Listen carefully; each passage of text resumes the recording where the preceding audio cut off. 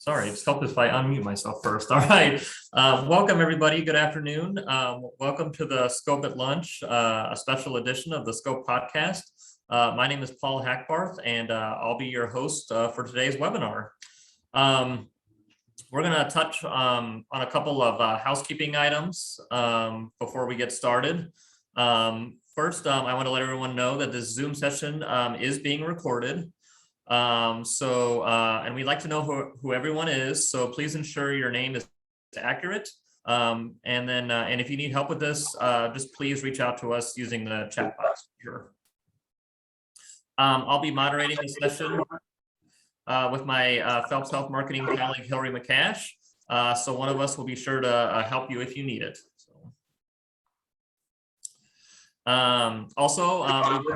We would love to see everyone's faces. It makes for a much more fun and interactive session.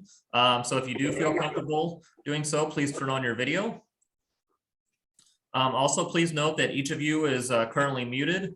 If you do have a question that pertains to the topic being discussed, you can go ahead and add that question to the chat box, and we'll try to get that question answered for you. You can also add comments in the chat box.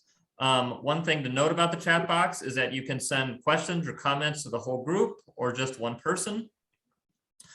We encourage you to send your questions and comments to the whole group so that everyone can participate in the discussion.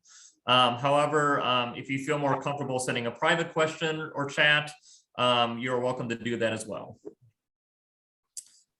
We also want to encourage everyone to utilize all the reactions that Zoom offers during this discussion today. You can use the hand clap, thumbs up, thumbs down, whatever reaction to let us know if you like, love, agree, or disagree with what we're talking about. Reactions can be found in two places, either at the top or the bottom of your screen. And then one you will see also when you display the participant list. And then also, if you're watching from our Facebook live stream, first of all, hello and welcome. And second, feel free to ask questions, comments, show us emoticons during our conversation. We really encourage participation. And then next, just for a heads up for the people on the Zoom chat or the Zoom meeting, we will be conducting a poll probably near the end of this session. So you'll get a chance to interact then if you choose.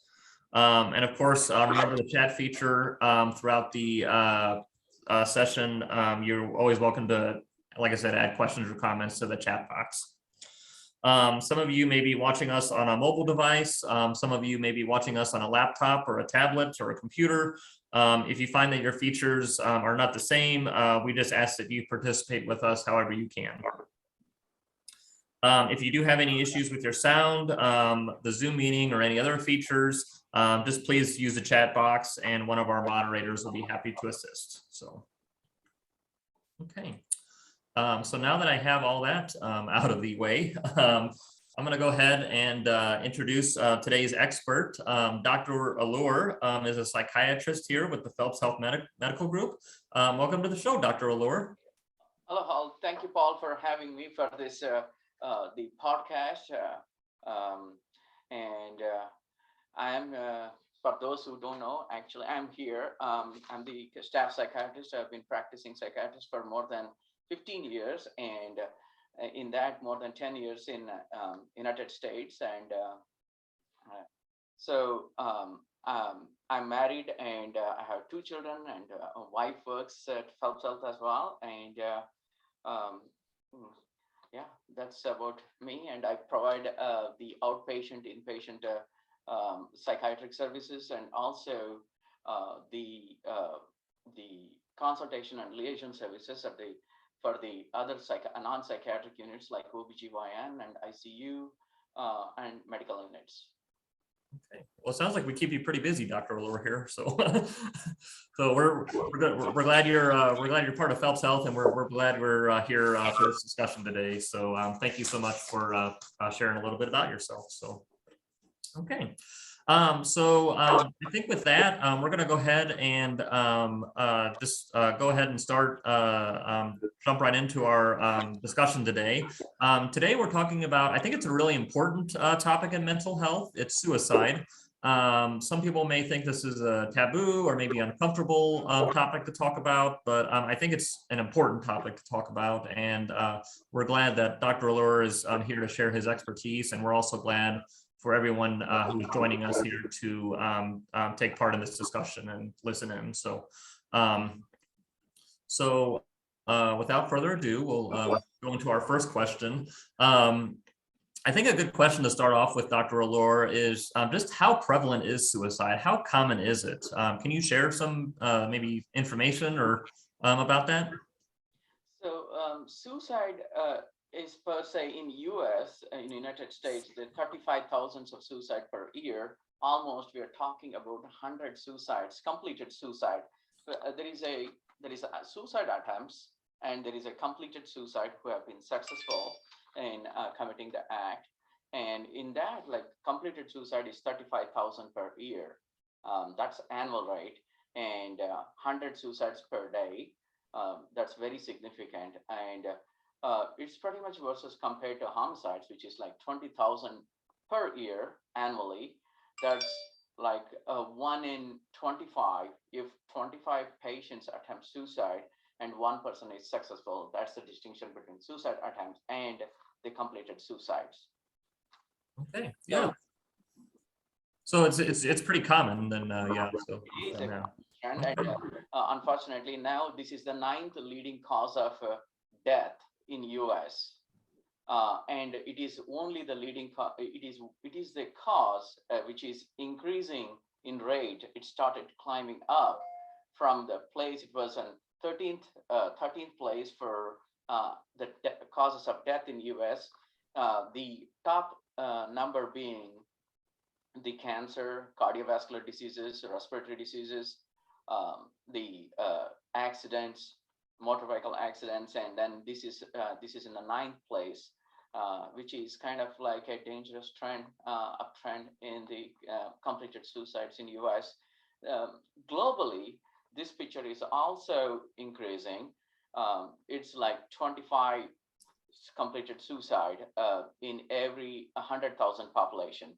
The 100,000 is taken because this is a statistical study showed when you compare this 100,000, you know which unit we are talking about, and it's easy to understand how prevalent the suicide is. Okay, well, yeah, that's great information to share. Thank you so much. So, all right, on to question 2. What are some causes of suicide, Dr. Ellur? The causes for the suicide are multiple, and it's first one being the mental health. The psychiatric patients, like 13 to 15%, highest 13 to 15 times increased risk for suicide and suicide attempts. In that, the major mental health conditions like major depressive disorders or the depressive disorder spectrums, substance use disorders, which includes alcohol, opioids, benzos, the methamphetamines, the stimulants, these are the major substance use disorders which causes, and in addition to that is the bipolar disorders, which is again 15 to 16% of causes for the completed suicide. The suicides, schizophrenia, the psychotic spectrum of the psychiatric disorders, and the personality disorders like antisocial personality disorder, borderline personality disorders, and severe anxiety disorders sometimes that places them. These are just mental health conditions. Again, there are some the patient populations like a traumatic brain injury who has high impulsive tendencies or poor impulse control. There are also significant risk for suicide as well. And someone like who has a serious mental or physical conditions, and physical conditions including the pain, they can also high risk for suicide as well. So when it comes to it's a interlink, or it's intertwined between the environment as well. The patient, like people who has access to lethal means like firearms and drugs to overdose, and the prolonged stress, cyberbullying, and even the physical bullying, and the relationship problems, having an unemployment rate and homelessness, and other stressful events in their life, like rejection, divorce, the financial crisis, and exposure to, or the having a significant family history of completed suicide, or the personal history of having a suicide attempt in the past, that places them at high risk as well. So, and the another significant risk factor is the history of childhood trauma, so physical, emotional neglect, sexual, physical, and abuse. They can also contribute to completed suicide and suicide attempts. Okay, so there's a lot of different reasons. So yeah, so thank you again for all that information. So that's really interesting. So moving on to question 3, is it possible to predict suicide in certain people? What is the research, or what have you learned about that? So this is the question I come across during the talks on suicide, and in general for the psychiatrist, both adult and child and adolescent psychiatrist, is that like, can we prevent a suicide? Is we cannot predict someone okay. how they're going to behave, what they're going to do, how they're going to feel when they are under our care, or they are at home, or they're doing something. But it's very hard to predict. There is no way, but the only way to is to have a mental health evaluation and assessing the underlying psychiatric disorder or the substance use disorders or the causes that I just mentioned, and provide assessing the risk, stratifying the risk, and categorizing the risk into highest risk, a high risk for suicide, moderate risk for or medium risk, and the low risk for suicide. And mitigating these risk factors is the best way to care for these patients. Okay, so sounds good. So, all right, moving on to question 4. You were talking about like high, medium, and low risk. Who is at the highest risk for suicide? And I think to kind of piggyback on this question, we actually had a question come through from one of our participants. Is there an age group that is more likely to, is suicide more likely in certain age groups? Yes, the suicide is common in men 4 times, then the completed suicide is more common in men than the women. And the age group is like 18 to 64 is the common age group. There was 2 peaking. There is a bimodal distribution of the prevalence of suicide. Initially, the middle-aged adult between 25 to 64 is this is one age group. Other age group is 75 and plus. Men are more successful in completing the suicide compared to females, and the female who attempt more, but they're not successful. And so I think the 18 to 64 is the target population where this is the highest risk. Or in general, the general understanding and even the research is white Caucasian male, or the Caucasian male middle-aged is the highest risk for suicide. Okay. So, all right. And question 5, you kind of answered that. But do you know, is there any reason why that it's more common in men? Is there any research on that, or what do we know about that? Why it's more common in men? It's just like access to lethal means, the activity level of the men, and how they exploring and accessibility to these lethal means. And there is not particular research, but this is just a general consensus, like how they're exposed to access or involvement in high risk activities. Okay. The life activities, not specifically the high risk, that exposes them to be a high risk. Men are at a high risk for completed suicide. Okay. Okay. So on to question 6. So Dr. Ellur, can you kind of talk about, are there biological factors that contribute to suicide? And kind of related to that, can the risk for suicide be inherited? So the risk of inheritance of suicide is it is not a inheritable or hereditary disease, or but there are definitely biological factors that should be taken into consideration, and the relationship between the genetic component and the suicide is complicated, and very few patients who has the family history of someone completed suicide, that places the highest risk for suicide, with the second being the personal history of suicide attempt. So there is the gene called BNDF, brain natriuretic natriuretic factor. The MET allele of this, if there is a mutation related to this, they increases the risk for suicide. That's a very small percentage, but again, the gene alone or the mutation of this gene doesn't cause the suicide, but there is a interplay with the environmental factors, the access to firearms, or the use of substances, drugs, and alcohol, that also come into play as well. So, and then there is but the person who attempts suicide or complete suicide have the low levels of 5-HIIA. It is the low CSF level of someone like it is a derivative of serotonin, which is the neurotransmitter responsible for the mood and the sleep.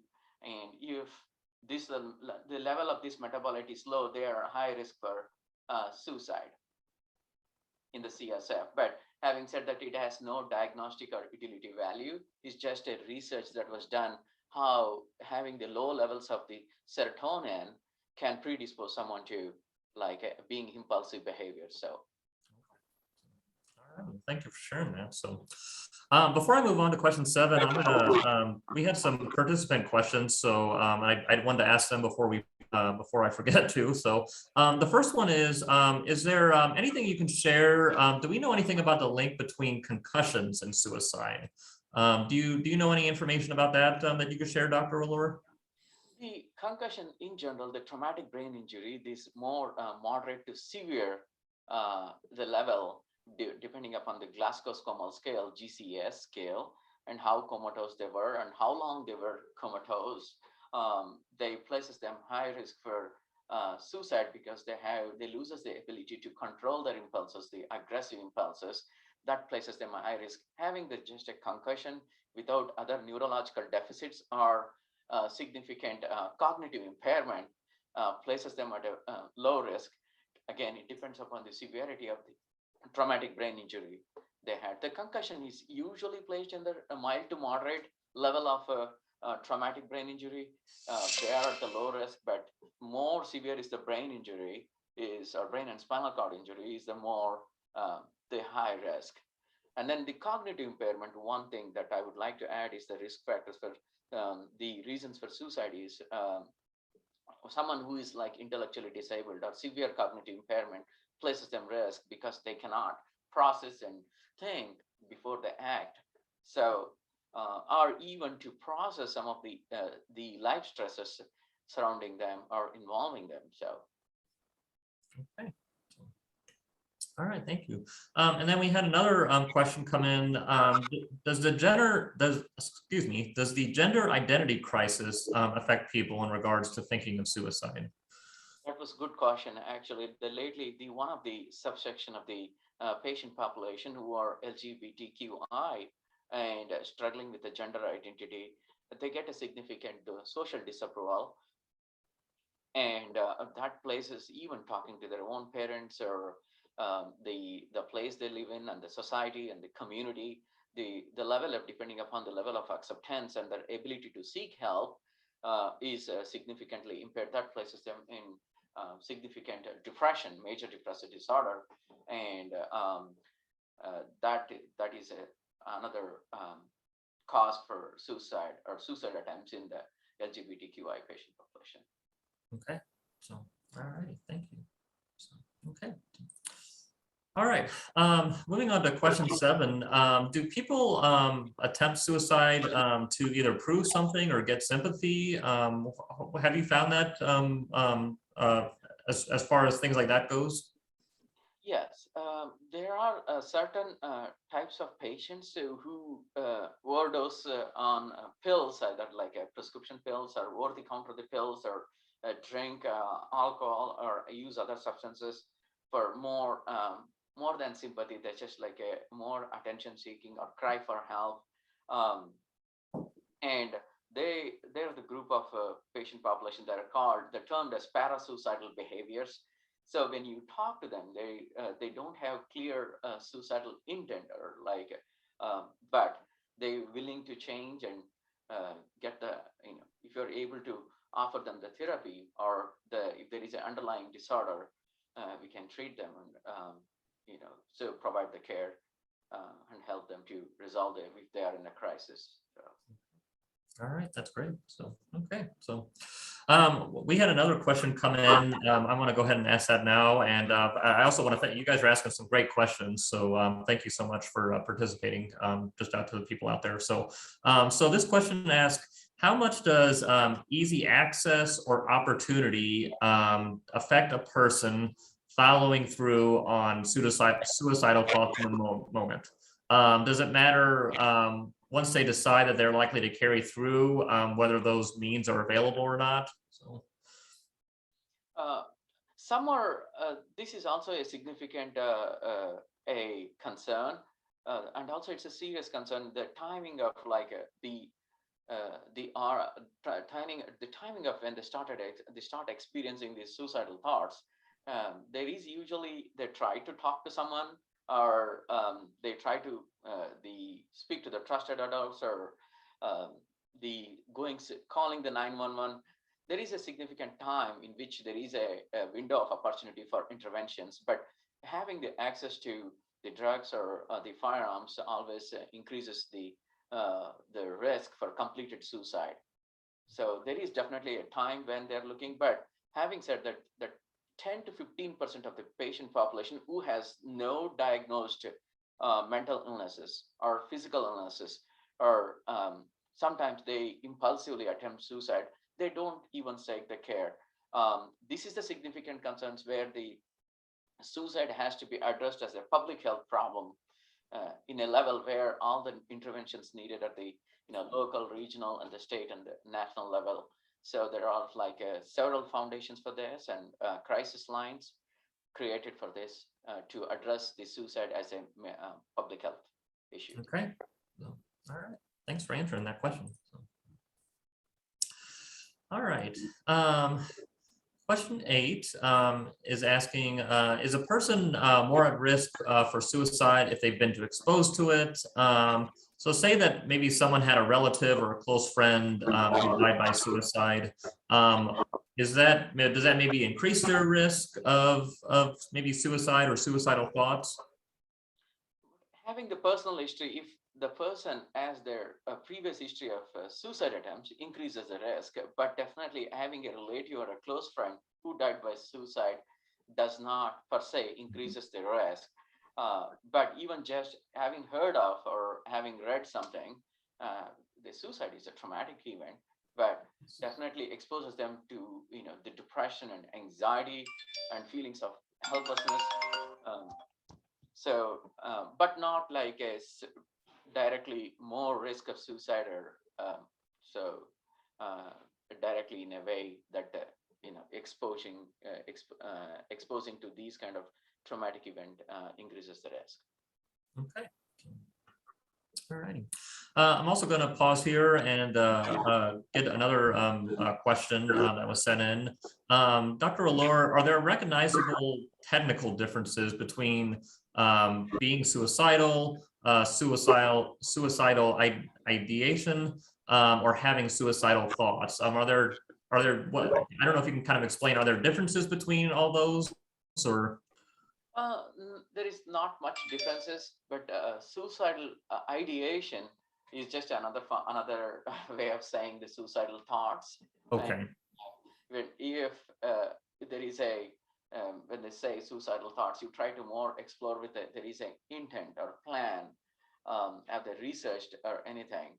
Or like active plan, or it's just a passive suicidal thoughts and wanting to go to the bed and not wake up, and those are the feelings we need to explore. But there is not a clear distinction. It's just like suicidal ideation when they come to the hospital, when the patients are having these thoughts.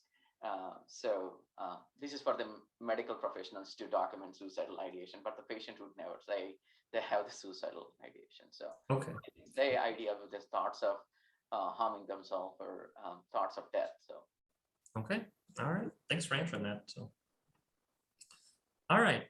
Question 9. Talking about again risk for suicide. Does alcohol and drug use increase the risk for suicide? yes, alcohol definitely. Yeah, 15% of the alcohol dependent patient, up to 15%, complete the suicide Hmm. if they don't receive the care for drug and alcohol in a structured and structured program. And other substance use is also high risk, is the heroin or fentanyl. They can also increase the suicide risk. In general, the substance abuse category has more, like at least 15 to 20% risk, or more common, 15 times more common than the general population who has no substance use disorder. So Okay. All right. So, question 10. Dr. Ellur, can you talk about maybe what are some of the warning signs of suicide? So, the patient who has the thoughts of suicide or just wanting to die, they generally they try to withdraw from the family, withdraw from friends. Um, their the activity level is decreased. They try to isolate more, um, and they start feeling feelings of like emptiness or chronic feeling of hopelessness or being trapped. Uh, and Having an unbearable emotional or physical pain, um, and then there's significant changes in their behaviors, because some patients start actively looking or researching a plan, researching for the ways to die online, withdrawing again. So and also doing the high risk with a high impulsivity is like driving extremely fast, or displaying extreme mood swings, or being agitated, um, or extremely calm sometimes, or there are signs of involvement in the drug and alcohol.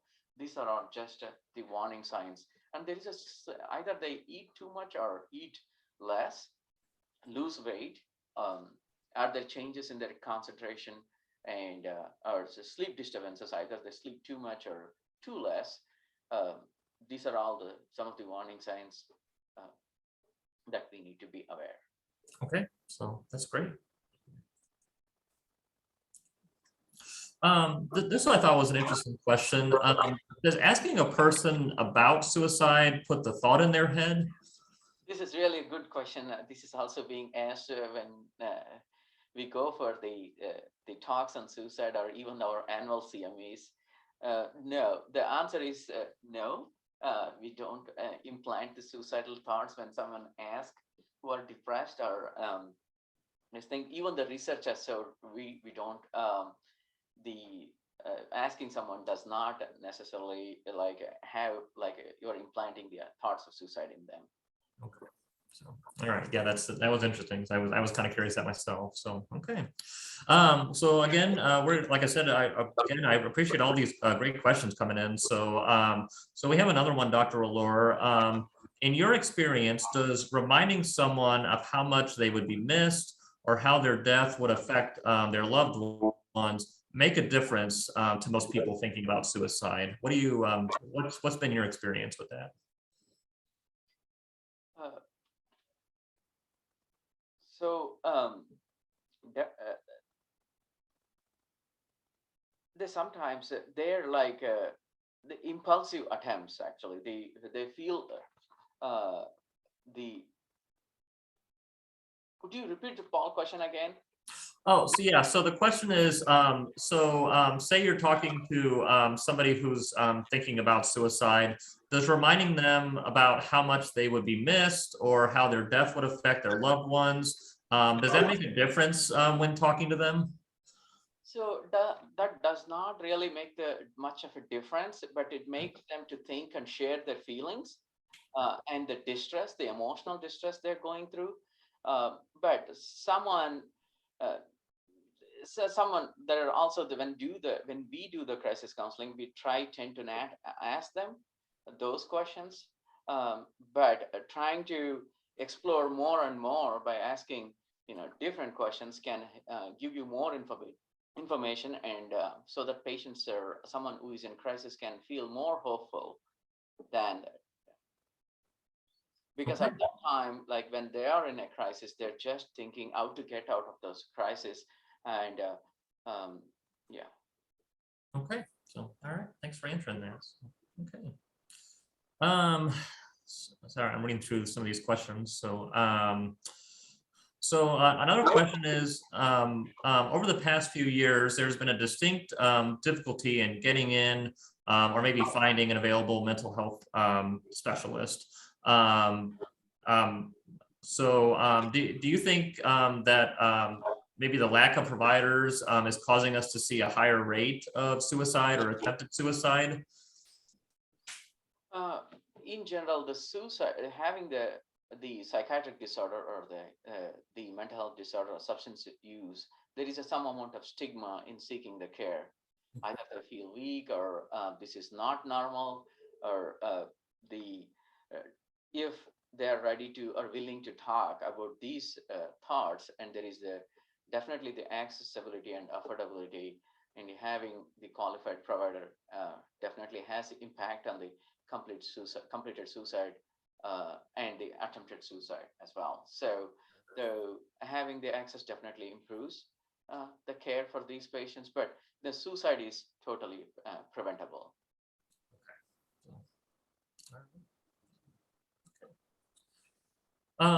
So I'm going to move on to question 12.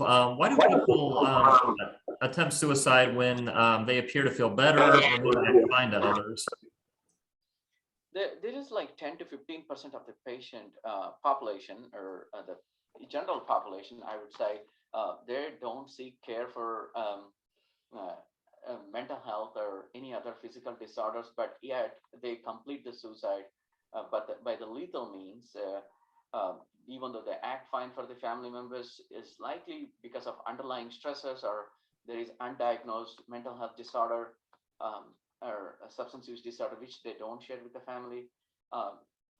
Without seeking care, they are the one, they act fine, and they feel the better, and they feel normal for the family members, and then end up completing the suicide successfully. Okay. So, yeah, this question reminds me of, I think of when I hear stories about maybe celebrities or comedians and that stuff that have died by this method. That they're so shocked or surprised that because like, oh, they were acting fine, or they're, always trying to make other people, laugh or joke, or so that I think it's really important. So okay. We have a follow-up question from one of our previous questions. Does any research show correlations between media, especially entertainment media, and suicide? For example, like movies, TV shows. I know I think there was a popular, I want to say it was on Netflix, a show called 13 Reasons Why. Is there any correlation between maybe watching those shows and suicide? Yes, definitely. There is if it's an educational way, it's more a protective factor for suicide. But movies like that has in the past, I have seen patients who have experiencing suicidal thoughts looking at those series. Yeah, they're definitely a significant, especially in the age of social media. So there is a significant exposure for these patients. Then started feeling someone who has a childhood trauma started thinking about childhood, those traumatic events, and triggering. Some of the events can be triggering in the while watching a series or a movie related to this. Okay. All righty, thank you. All right, so we're going to move on to question 13. What are some treatment options for people who are having suicidal thoughts? So the qualified mental health professionals can help them, and if the family members or the friends of the patients who are experiencing the suicidal thoughts, direct them to the care or going through the crisis counseling, and there is a helplines, suicide hotlines as well that can direct the care to the emergency rooms, the medical emergency rooms, psychiatric crisis centers, and there is a partial hospital programs in the cities, major cities, and also seeking them, the if they're depending upon the underlying causes for the suicidal thoughts, it could be undiagnosed mental health disorder, admitting them to the psychiatric unit in an acute settings, and having the substance abuse and outpatient or intensive outpatient programs available for the people with the substance use disorders. And again, the psychotherapy. In the psychotherapy, there are like several varieties of psychotherapeutic techniques available now: supportive psychotherapy, psychodynamic psychotherapy, psychoanalytic psychotherapies. And another important thing is cognitive behavioral therapy is sometimes helping them, alternate, explaining them the identifying the cognitive distortions, and these kind of automatic thoughts can help them to think more clearly and then create the instill hope in them, um, so they can seek care without hesitation. So Okay, so that's great information. least but not least is the medications, psychotropic medications, a wide variety of antidepressants, much better than in the past. Over the 20 years, like last 20 years, the psychopharmacological agents, the new discoveries, we have better, more tolerable, less side effects, uh, causing antidepressants and mood stabilizers are available to treat depending upon the underlying the psychiatric disorder. Does the severity of I guess the condition, does that sort of depend on what the treatment option would be, whether it be medications or the other types of therapies you mentioned? That's correct. Medications are usually the last for the moderate to severe depressions. And if it's a bipolar, yes, the medications first. And but in terms of unipolar depression, mild to moderate, is usually the psychotherapy, supportive psychotherapy or psychodynamic psychotherapy can be very helpful in addition to CBT, cognitive behavioral therapy. So Okay, that's great. All righty. Let's move on. What should someone do if they themselves are having suicidal thoughts? What would be your recommendations? So, my recommendation would be, if they need the patients, I encourage the patient to talk about the suicidal thoughts to the trusted adult or family members or friends, and encouraging them to talk and express their feelings, and being more supportive and empathic and active listening to see what they're really thinking, what are the current stresses, major changes in their life event or major life stresses, finding out, and then these can help them, to guide them to where they can go and receive the help they need in terms of crisis. So okay. And my colleague just put in the chat, I think you mentioned earlier about like the suicide prevention hotline or lifeline. There's that information about that in the chat that Hillary has shared with that. So, okay. And then sort of a related question, Dr. Ellur, what should you do if someone else tells you that they are thinking about suicide? What would be your recommendations or suggestions if somebody else were to approach you about having suicidal thoughts? So, as a psychiatrist, I would do the thorough mental health evaluation and risk and safety assessment, in terms of the exploring the family history, past psychiatric history, and any psychopathology in terms of the depression, by unipolar depression or bipolar depression, or bipolar disorder, personality disorder.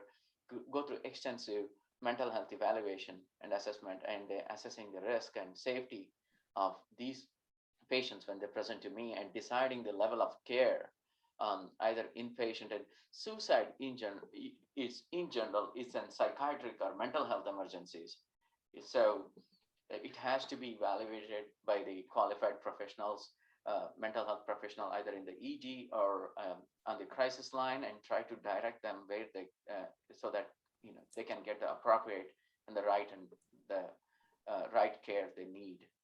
Okay, so yeah, and that's really important in cases like this. Yeah, getting them the right care. I like what you said. Okay. All right. And then unfortunately, as you said, I mean, suicide is seen in all ages or many ages. What should you do if maybe your teenager or child is having suicidal thoughts? I know sometimes we read in the news about maybe younger people who have who have done that. So In general, the rates in the US for the teenage between 13 to 18 age group, the suicides has been increasing, including both completed suicides and suicide attempts. The rates are increasing in the adolescent due to access to firearms. But someone experiencing a suicidal thoughts, they have the school counseling services. They can talk to the mental health nurse or psychiatric nurse at the schools, and then asking them, encouraging them to talk and express more, to understand what are the current stresses. Sometimes the patients who are experiencing this are hesitant to share because they need to talk to the trusted adults. Sometimes they even hesitate to talk to the own family members, but they do talk to the friends, or they share with us something on the social media that have the suicidal thoughts, act to, with a plan and intent. So then referring them and calling and encouraging them to call 911 or the suicide hotline, so that they can direct, the care for they need, and save lives. okay, all right, yeah, that's great advice. I love that. So okay. All righty. I think we kind of talked about a little bit about this, how friends and family can help someone who may be having suicidal thoughts or signs of depression. Is there anything else you wanted to add along this, Dr. Ellur? Or? So I think talking more about suicide is create the awareness and prevent. Awareness and prevention is the two important things that we can do by just talking more about suicide. It's because this significant stigma attached to the in general, the mental health and substance use can open up for them to talk about the normal feelings, without hesitation, and then we can help them because suicide is preventable. So, okay. And then helping them with the undiagnosed mental health disorder even before they attempt suicide or complete suicide. So, okay. All right. And then question 18, again, I think we've kind of talked about this throughout, but if there's anything else you want to add about this, why is it so important that we talk more about suicide and depression? So again, I would reiterate, the suicide is preventable, and also they create the awareness as this is a public health problem addressed in such a way so that we can save lives. So help even the family members be aware, our friends, for example, the student mental health. Most universities now have the student mental health counselors and the psychologist and the therapist available for them, and there is groups for them as well. So the groups for depression, groups for bipolar disorder, groups for substance use, and so that they can get the help they need and then live the life to their fullest potential. Yeah. Okay. All right. Okay. So I'm gonna put up a polling question now, and then I think we have some more participant questions. We'll try to get those too. I know we're trying to wrap up here, so if hopefully this will work. This is a two-part poll question, and answers are anonymous. So I'm gonna go ahead and launch this, and I'll give people a couple minutes to answer these two questions. The first question is, do you know what resources are available to support loved ones struggling with suicidal thoughts? And then that's a yes or no. And then the second question is, would you seek out resources for a loved one struggling with suicide? So I'll give a couple more seconds for people to respond, and then we'll look at the poll. So.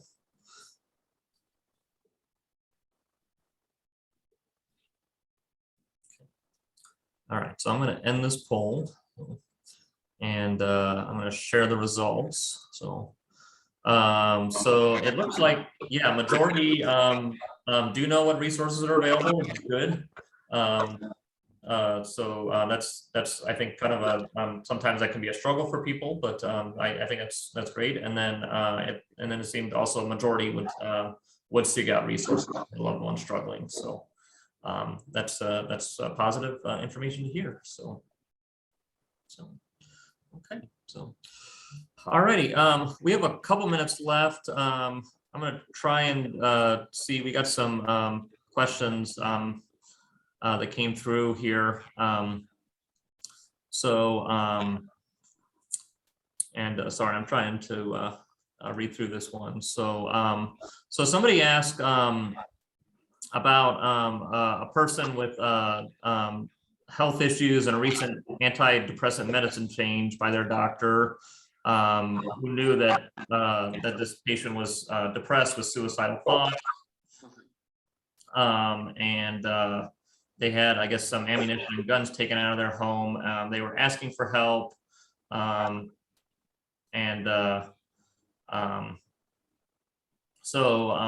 guess I guess the main question is, I guess in this case, or do you think that could anything have been done with a patient as much as they were loved and adored, or do you think they would have committed the act regardless, having the means to do that and the thoughts? So hopefully I summarized that question pretty well. So in this, there are like two components to the. So by the way, it's sad to hear the story of this 77-year-old man. Yeah. And unfortunately, having the age of like 75 plus, as earlier in the podcast, this is another another age group where they're high risk for completed suicide, because sometimes they continue to have the access to the firearms and the diagnosed mental health, mental disorders like depression and bipolar disorder, or even the severe panic attacks and severe anxiety can cause the suicidal thoughts. So I think it could have been preventable with getting the counseling or the psychotherapy or supportive psychotherapy or psychodynamic psychotherapy, or bringing them to the emergency room and admitting them to the acute geriatric psychiatric unit, allow them to participate in the groups and the sharing, and properly appropriate and safe medication management could have saved the life. So okay. So and then if a patient in this case, like they didn't want to share their feelings, even going to a therapist, do you have any advice of how to help them, maybe if people are not willing to open up or share their feelings? I think it's this is another interesting question I generally receive. When they're not ready to talk, we continue to monitor for safety until they're ready to talk. So to see what they are, monitoring their activity levels, like who, if they talk, whom do they talk, or they talk to someone who is trusted, or than the mental health professional, because some patients don't believe in mental illness. There is a subsection, or it's a feel that they're shame, or feel that they're weak in sharing, or feeling of guilt. In that age group is more of like a despair, being the excess guilt, or finding the passion and purpose of the age. Like if you look at the Freudian stages at that time, 77, they try to look at, am I being more productive for the society or the community, or did I miss something in the life of that 77-year-old? They would not share unless they trust with someone, the family member, who can talk them through, and then bring them to the mental health professional so that receive the care. So in the meantime, working on the risk and risk mitigation of the risk, like access to firearms or the unused or prescription medications, monitoring them safety in a structured, or taking them to the structured facility who can do these things. And so. Okay. So, I think we might have time for one or two more questions. Again, following up with seeing suicide in some media and entertainment and things like that. If there is mention of suicide in movies, what can we maybe do as the public? I mean, are there preemptive activities that maybe we could encourage them to share resources about mental health, if it's shown in their movies and things like that? So the movies can be a very small percentage of patients or people, I would say general population, can act on what is going on out of the fantasy.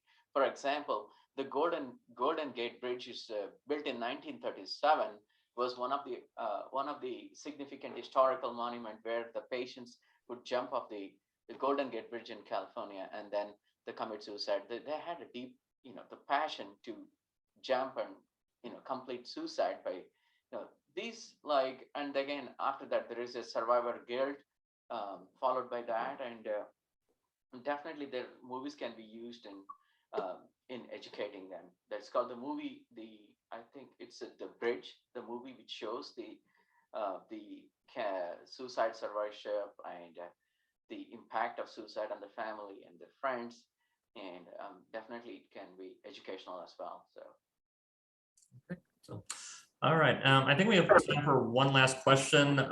Does Phelps Health have a geriatric psych unit? So we don't have the geriatric psychiatric unit. Okay.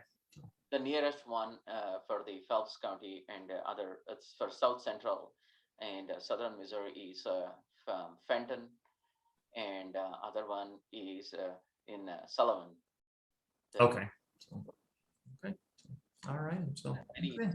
Well, I'm gonna go ahead and we're about out of time. So I just want to thank everyone for tuning into the Scope at Lunch, and a huge thank you to Dr. Ellur for joining us today. We appreciate all the insight you've been able to share with us.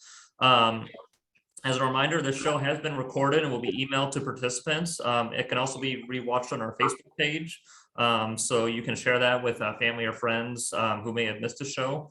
And if you do like this show and would like to know more, you can check out our other episodes of the Scope podcast on YouTube, or visit phelpshealth.org. So again, Dr. Ellur, thanks for talking with us today. Yeah, thank you for the opportunity, Paul, for the sharing the insight and the experience and the knowledge regarding the suicide in the community. Yeah, sounds good. So we had a lot of great questions. I'm sorry we weren't able to get to all of them today. So, but again, we appreciate that. And I hope everyone has a great rest of their day. So thanks everyone for tuning in.